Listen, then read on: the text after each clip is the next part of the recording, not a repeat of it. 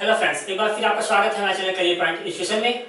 आज हम बात करेंगे मध्य प्रदेश के सिवनी जिले की। मध्य प्रदेश जीके में जो हमारी क्लासेस चल रही हैं उसमें हम जबलपुर संभाग के अंतर्गत जिलों को कवर कर रहे हैं। उसके अंतर्गत आज हम बात करने जा रहे हैं सिवनी जिले की।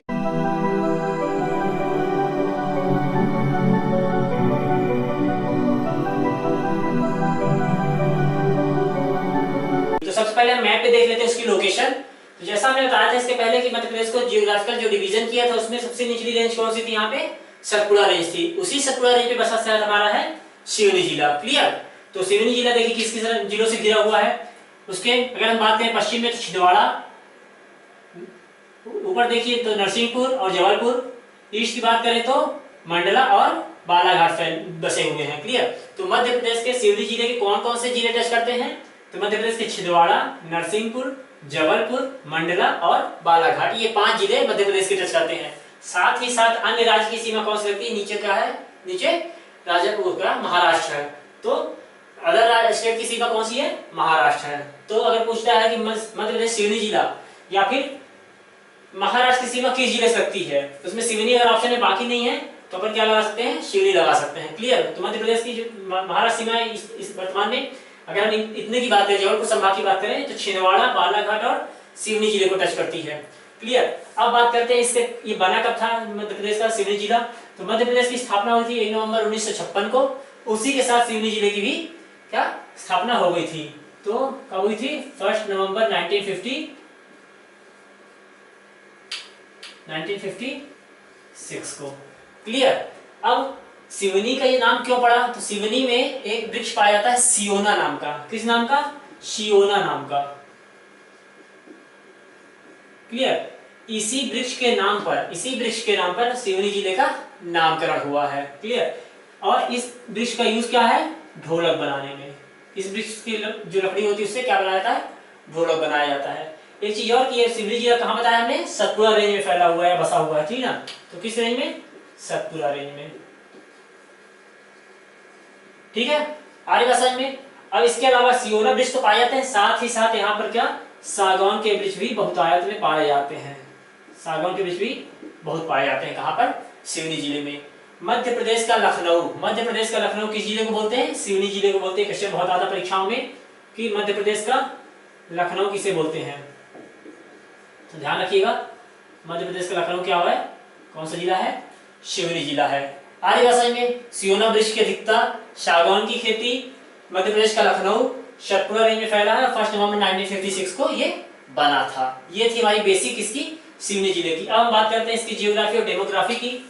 सिवनी जिले के मध्य इसकी जियोग्राफी और डेमोग्राफी की बात करते हैं।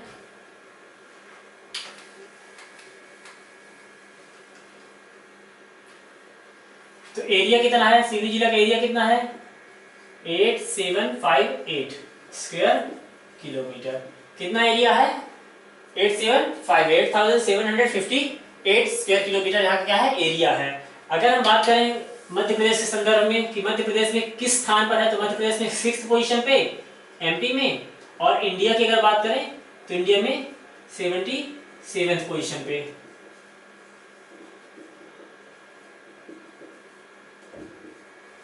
आगे बात सुनिए, एरिया में एमपी में 6th पोजीशन पे और ओवरऑल इंडिया में देखें तो 77th पोजीशन में आउट ऑफ 640 डिस्ट्रिक्ट्स। क्लियर। कितने जिले लेके चल रहे हैं हम, 640। भारत में, पूरे भारत में 640 जिले। परीक्षा में यही क्वेश्चन आता है, भारत में इंडिया में कुल कितने जिले हैं, तो 640 जिले हैं। अब हम यहाँ बात करते हैं लिटरेसी रेट की। तो लिटरेसी रेट यानी साक्षरता दर 72.12% है। क्या, साक्षरता। तो सिवनी जिले की साक्षरता कितनी है, 72.12% है। अगर यहाँ के लिंगानुपात की बात करें, सेक्स रेशियो की बात करें, तो कितनी यहाँ की लिंगानुपात कितना है, 90:82 फीमेल्स पर 1000 मेल्स। क्लियर। 1000 पुरुषों में कितनी महिलाएं हैं, 82 महिलाएं हैं। ये तो यहाँ की सेक्स रेशियो की बात। अब बात करें हम पॉपुलेशन की, तो सिवनी जिले की पॉपुलेशन कितनी है, कोई डिजिट कोई ज्यादा इंपॉर्टेंट नहीं है, लेकिन उससे मैं कुछ और बताना चाह रहा हूँ इसलिए आपको लिखवा रहा हूँ। 1379131 कितने 1379131 तो ये टोटल 2011 की जनगणना के अनुसार यहाँ की जनसंख्या कितनी थी 13,79,131।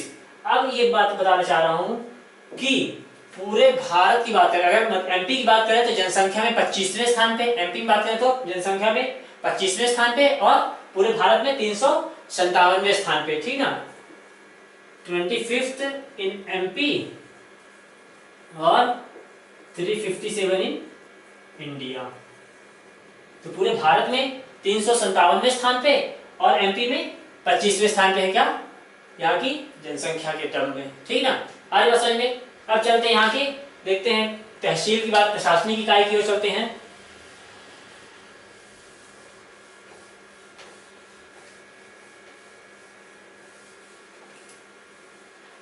तो सिवनी जिले में कौन कौन सी तहसीलें हैं? कुल 8 तहसीलें हैं।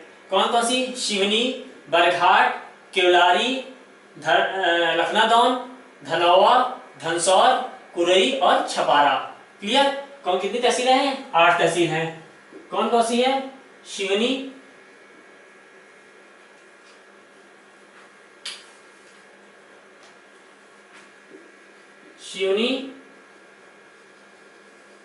बरघाट, केवलारी, लखनादौन,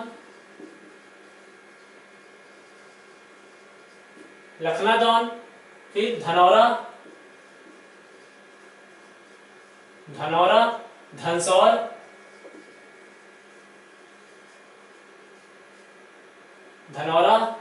धनसौर, छपारा और कुरई। ठीक, कुल ये 8 तहसीलें हैं। कहाँ पे? छिंदवाड़ा जिले में, वो सॉरी क्या, सिवनी जिले में। और अगर यहाँ पे हम क्या बात करें, यहाँ की विधानसभा क्षेत्र की बात करें तो कुल कितने विधानसभा क्षेत्र हैं?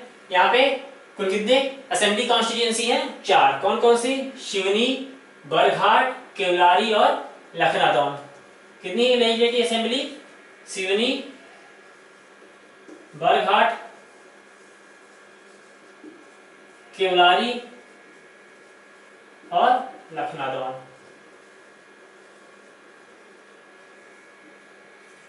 क्लियर? तो ये कितने 4 वहां की असेंबली कॉन्स्टिट्यूएंसी है। आगे बसाई में। अब चलते हैं यहाँ की नदियों की ओर में। तो यहाँ की जो सिवनी जिले की जो सबसे मेजर नदी है, सबसे मेन नदी है, वो कौन सी है? बेनगंगा है। कौन सी नदी है? बेनगंगा है, जो कि किसकी सहायक नदी है? बेनगंगा गोदावरी, नासिक से निकलती है। हमने बताया था त्र्यंबकेश्वर से, पहाड़ी से, तो नासिक के त्र्यंबकेश्वर से निकलने वाली गोदावरी सहायक नदी कौन सी है? वेनगंगा। वेनगंगा कहां से निकलती है? सिवनी जिले से निकलती है। क्लियर?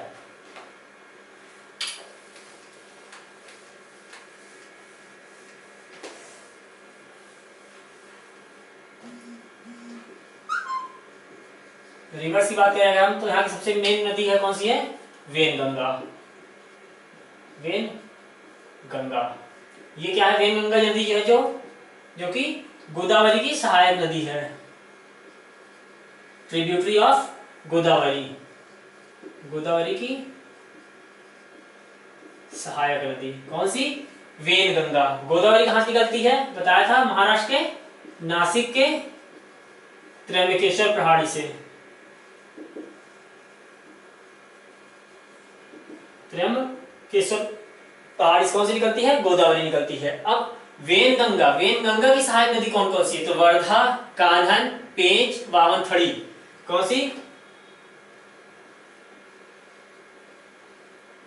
वेनगंगा की सहायक नदी वर्धा, पेंच, कान्हन और वामनथड़ी। क्लियर? ये नदियां किसकी हैं? वेनगंगा की सहायक नदी है। आर्य भाषा में कौन किसकी सहायक नदी? वेनगंगा की सहायक नदी वर्धा, पेंच, कान्हन और वामनथड़ी। और गोदावरी की सहायक नदी कौन सी? वेनगंगा। आर्य भाषा में वेनगंगा को सिवनी जिले की क्या जीवन रेखा भी कहते हैं, सिवनी जिले की जीवन रेखा भी कहते हैं। और वेनगंगा कहां से? यहाँ की एक जगह है मुंडारा। कौन सी जगह है? मुंडारा। तो वेनगंगा वहां से निकलती है, ठीक ना, मुंडारा से। ये क्वेश्चन बनता है। पहली चीज तो सिवनी से निकलती है, और सिवनी के कौन से? मुंडारा जगह से निकलती है। मुंडारा में एक जगह है कौन सी, रजोला ताल, वहां से निकलती है। क्लियर क्लियर, कौन सा, रजोला ताल। छोटी छोटी चीजें हैं, परीक्षा में पूछ सकती है, तो आप लोग ध्यान रखिएगा कि वेनगंगा शिवनी जिले के मुंडारा नामक जगह से निकलती है और मुंडारा में कहां से, रजोला ताल से निकलती है। क्लियर है बात। कौन किसकी सहायक नदी है, आ रही समझ में। अब बात करते हैं यहाँ की इंडस्ट्री की। तो यहाँ पे इंडस्ट्री जो मेन है वो है वैद्यनाथ, आयुर्वेदिक कंपनी है वैद्यनाथ प्राइवेट लिमिटेड। क्लियर। तो वैद्यनाथ की कंपनी, वैद्यनाथ कंपनी कहाँ पे है, वो भी सिवनी जिले में है। एक चीज और बताना भूल गया कि इसी वेनगंगा की प्रोजेक्ट कौन सी, अपर वेनगंगा, अपर वेनगंगा प्रोजेक्ट चल रहा है, जिसको संजय सरोवर ही बोलते हैं। क्या बोलते हैं, संजय सरोवर ही बोलते हैं, ठीक ना। ये अपर वेनगंगा या संजय सरोवर जो है, ये कैसा है, एशिया का सबसे बड़ा मड डैम है, ठीक ना। अर्थन डैम या फिर मिट्टी का बना हुआ डैम है। कौन सा, संजय सरोवर। अब बात करते हैं यहाँ की कुछ फेयर्स की, फेमस जो परीक्षाओं में पूछ सकता है। कौन कौन से यहाँ पे मेले लगते हैं।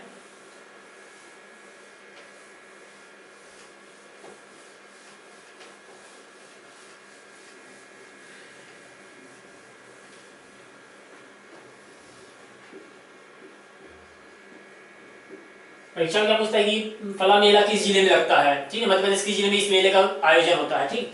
तो कौन कौन से मेले लगते हैं, सबसे पहला भैरवनाथ मेला, भैरवनाथ मेला कहाँ लगता है, शिवनी जिले में लगता है, ठीक ना। शारदेव, कौन सा, शारदेव मेला कहाँ लगता है, शिवनी जिले में लगता है। फिर इसके अलावा रिझारिया देव मेला, कौन सा मेला, रिझारिया देव मेला। और साथ ही साथ एक सिद्धवाव मेला।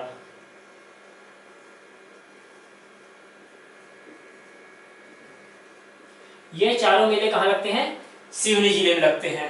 क्लियर है बात। अगर बात करें यहाँ के फसल की, तो यहाँ के सबसे मेन फसल कौन सा है, महुआ। कौन सा फसल कौन सी है, महुआ। महुआ यहाँ सर्वाधिक मात्रा में पाया जाता है। क्लियर। ये बातें थी जो परीक्षाओं में पूछ सकता है, छोटी छोटी, इसको आप लोग ध्यान दीजिएगा।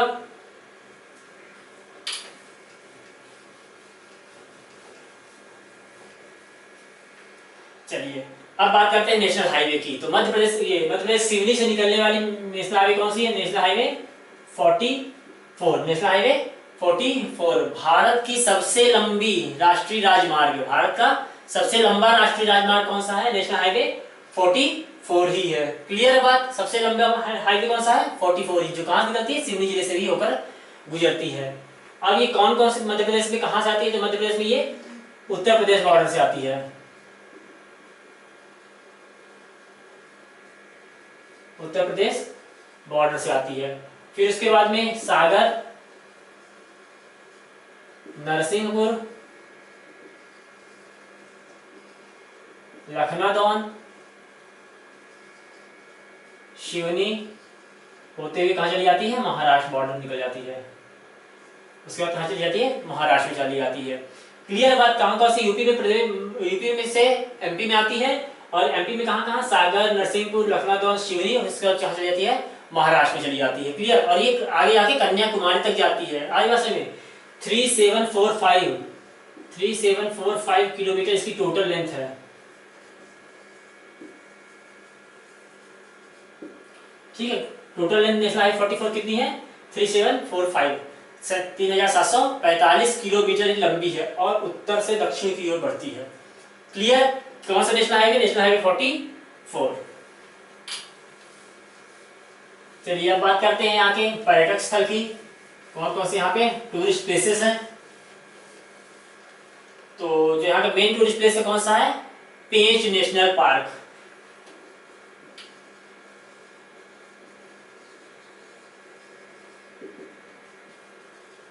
पेंच नेशनल पार्क। अगर बात करें ये बना कब था, तो 1975 में बना, 1975 में बना, और 1980 में इसको क्या हो गया, टाइगर रिजर्व का दर्जा मिल गया।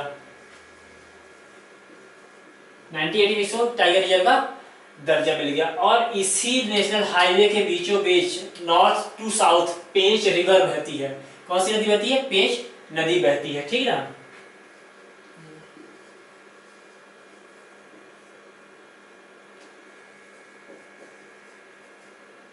North to south between Pench national park. तो पेंच नेशनल पार्क के बीचों बीच कौन सी नदी बहती है? पेंच नदी बहती है, उत्तर से दक्षिण की ओर। और तोतला डोह बांध इसी में बनाती है। क्या बनाती है? पेंच नेशनल पार्क में ही क्या बांध बनता है? या फिर पेंच नदी पे कौन सा बांध बना हुआ है? तोतला डोह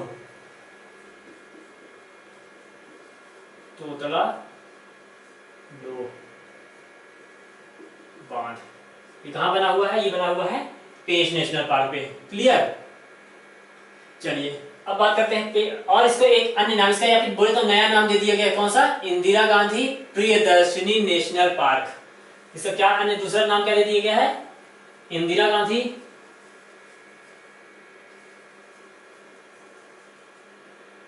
Priyadarshini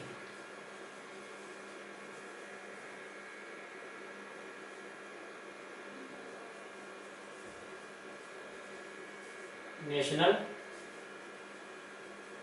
park. Priyadarshini national park किस नेशनल पार्क को बोलते हैं? तो बोलते हैं इसको पेंच नेशनल पार्क को बोलते हैं। क्लियर? अब एक वो थे नोबेल पुरस्कार विजेता थे, कौन से? Rudyard Kipling. इसको पहले बता चुका हूं जब मैंने मंडला की बातें की थी। तो रुडयार्ड किपलिंग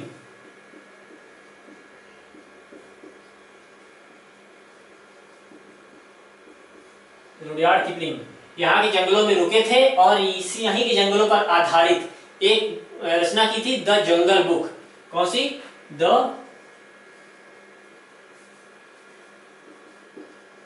जंगल बुक। ठीक, किसने की थी? आता क्वेश्चन, द जंगल बुक के ऑथर कौन थे? तो कौन थे? Rudyard Kipling. नोबेल पुरस्कार विजेता थे, इनको नोबेल प्राइज ही मिला था। ठीक, इनका जो मेन कैरेक्टर था इस बुक का वो कौन था? मोगली था। मोगली। तो इसकी रचना, जो सीरियल आता था मोगली नाम का, तो उसकी रचना कौन किए थे? रुडयार्ड किपलिंग ने की थी। कहां पर की थी? सिवनी के जंगलों में की थी। इसलिए यहाँ के जंगलों को क्या बोलते हैं? मोगली लैंड भी बोलते हैं, या सिवनी को ही बोले तो मोगली लैंड भी बोलते हैं। क्लियर है बात? रुडयार्ड किपलिंग कौन थे? नोबेल पुरस्कार विजेता थे। किसकी रचना की थी? द जंगल बुक की रचना की थी। उनका मेन कैरेक्टर कौन था? मोगली था। और उसके कारण इस एरिया को क्या बोलते हैं? मोगली लैंड भी बोलते हैं। आई बात समझ में? चलिए आगे बढ़ते हैं अगले यहाँ के पर्यटक की ओर।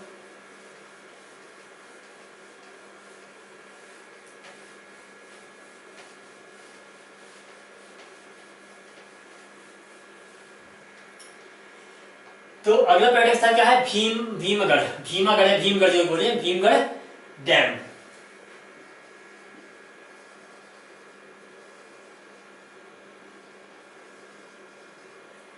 भीमगढ़ डैम को क्या बोलते हैं? एक और हम थोड़ी देर पहले आए थे, संजय सरोवर भी बोलते हैं। क्लियर?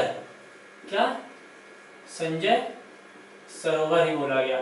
यह एशिया का सबसे बड़ा मड डैम है। Largest mud dam in Asia. मिट्टी से बना हुआ एशिया का सबसे बड़ा डैम कौन सा है? मड डैम है। किस नदी पे बना है? ये बना है वेनगंगा।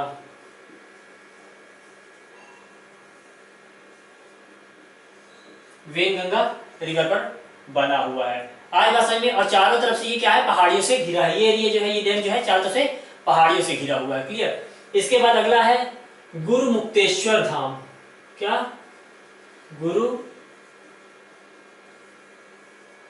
मुक्तेश्वर धाम। गुरु मुक्तेश्वर धाम क्या क्यों प्रसिद्ध है? कि यहाँ पे सबसे ज्यादा विश्व की सबसे बड़ी क्या है? स्फटिक शिवलिंग पाया जाता है। यहाँ पे क्या है? शंकर जी स्थापित है इस मंदिर में। कौन से कैसे शंकर जी है? वो स्फटिक शिवलिंग है, ठीक ना। तो विश्व के सबसे बड़े स्फटिक शिवलिंग कहाँ पे है? गुरु मुक्तेश्वर धाम में है। लार्जेस्ट स्फटिक शिवलिंग विश्व के सबसे बड़े स्फटिक शिवलिंग कहाँ पे है? कहाँ पे है? गुरु मुक्तेश्वर धाम। इसके अलावा अमोदागढ़ और सोना रानी का महल। अमोदागढ़ एवं सोना रानी का महल कहाँ है? शिवनी में ही। अमोदागढ़ और सोना रानी का महल शिवनी में। इसके अलावा एक चीज और यहाँ फेमस है, क्या? दल सागर। दल सागर, दल सागर क्या है? शहर के बीचों बीच एक टापू है, ठीक ना, वो भी क्या है? पर्यटक स्थल के जैसा ही है। तो ये थे यहाँ के पर्यटक स्थल। अब बात करते हैं कुछ फैक्ट्स की जो कि सिवनी जिले से रिलेटेड है।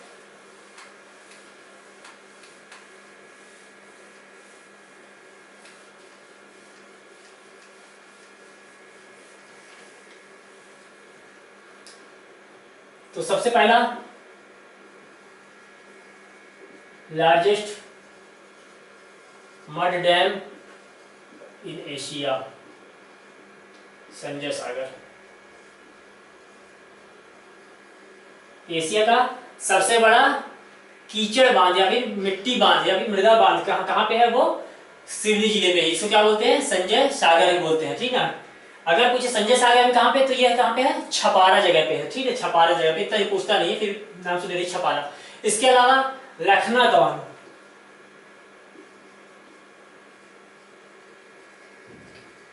लखनादौन क्यों फेमस है? वहां पे क्या? काली मूछ चावल पाए जाते हैं।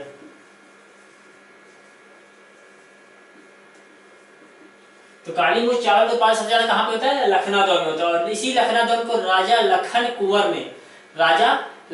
कुंवर ने बसाया था। लखनादौन को किसने बसाया था?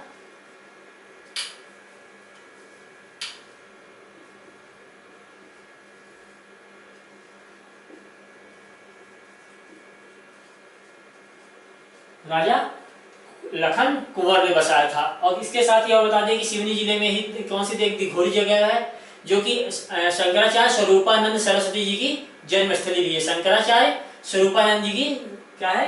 जन्मस्थली भी है। और टूरिया नामक जगह है जहाँ पे क्या किया गया? सिवनी में जंगल सत्याग्रह शुरू किया गया था। कहाँ से? टूरिया नामक जगह से। टूरिया से जंगल सत्याग्रह से सत्याग्रह शुरू किया गया था। ये तो मेन छूट गया, पेंच नेशनल पार्क। सिवनी का नाम भी पेंच नेशनल पार्क से ही है ना,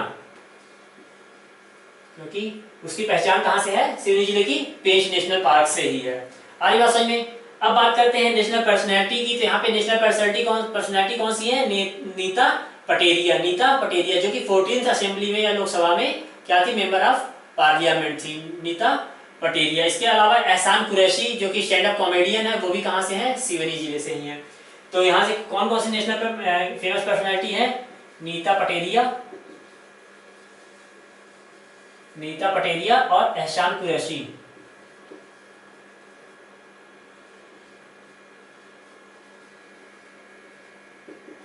एहसान कुरैशी स्टैंड अप कॉमेडियन और एक politician. Clear?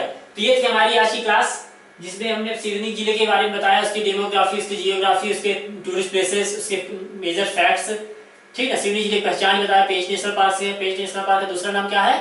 Priyadarshini, Indira Gandhi Priyadarshini national park, ठीक। पेंच नदी बीचों बीच गुजरती है। नेशनल हाईवे 44 बीचों बीच होकर गुजरता है, मतलब इसको क्रॉस करता है। तो ये थे कुछ यहाँ की जानकारियाँ। अगली क्लास में हम इसके और जिले को लेके आएंगे, है ना। अभी बालाघाट जिला बचा हुआ है, नरसिंहपुर बचा हुआ है। इसके साथ हमारी ये जबलपुर की संभाग पूरा हो जाएगा। तो आप चैनल पे जुड़े रहिए, चैनल को सब्सक्राइब कीजिए, वीडियोस को लाइक कीजिए, बेल आइकन प्रेस कीजिए और आगे आने वाली वीडियो की लेटेस्ट अपडेट प्राप्त करते रहिए। Okay, thank you.